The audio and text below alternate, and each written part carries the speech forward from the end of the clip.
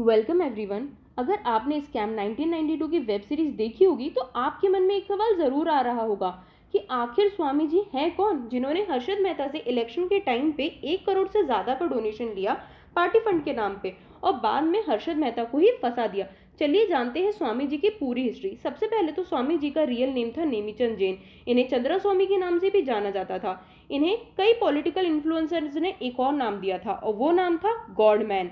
इन्हें सबसे पहले पॉपुलैरिटी मिली इनके तांत्रिक और एस्ट्रोलॉजर होने के कारण, लेकिन बाद में जब ये नेशनल लेवल पे रिकॉग्नाइज हुए तब उसका सबसे बड़ा कारण था पीवी नरसिम्हा राव जी की गवर्नमेंट का आना, क्योंकि ये पीवी नरसिम्हा राव सर के स्पिरिचुअल एडवाइजर थे।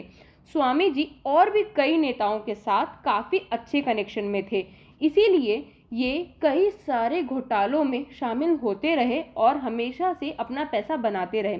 इनका सबसे पहला घोटाला सामने लाने वाले थे लॉयर जेठमलानी जी, जिन्होंने हर्षद मेहता के केस में एक प्रेस कॉन्फ्रेंस की स्कैम 1992 के ऊपर, और उस प्रेस कॉन्फ्रेंस में इन्होंने साफ साफ बताया कि अगर स्कैम 1992 को कोई ह्यूमन नेम दिया गया तो वो होगा पीवी नरसिम्हा राव स्कैम, न कि हर्षद मेहता स्कैम।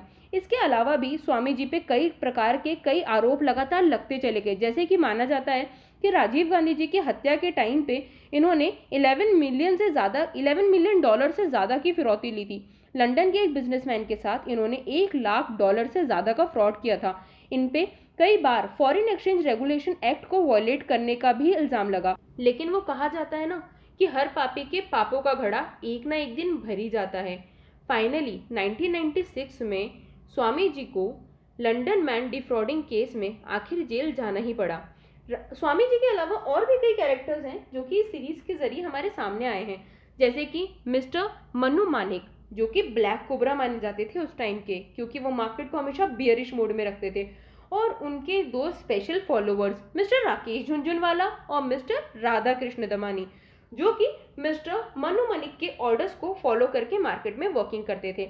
आज के पहले हम में से कई लोग ऐसे हैं जो हमेशा ये सोचते आए थे कि मिस्टर राकेश झुनझुनवाला और मिस्टर राधा कृष्ण दमानी ने अपने इंडिविजुअल नॉलेज के बेसिस पे मार्केट से पैसा कमाया है, लेकिन ये बात पूरी तरीके से गलत है। वो मिस्टर मनु मानिक को फॉलो करते थे और उन्होंने उनको फॉलो करते हुए इस बात को समझ लिया था कि हर्षद मेहता का केस सामने आते से ही मार्केट में एक सडन फॉल होगा और मार्केट पूरी तरीके से टूट जाएगा। इस बात का फायदा उठाते हुए उन्होंने मार्केट के अंदर लगातार सेलिंग पोजीशन ली और काफ़ी अच्छा प्रॉफिट बुक किया। इसके अलावा 2008 के स्कैम में भी मिस्टर राकेश झुनझुनवाला और मिस्टर राधा कृष्ण दमानी ने काफ़ी अच्छा प्रॉफिट बुक किया था मार्केट के फॉल के चलते।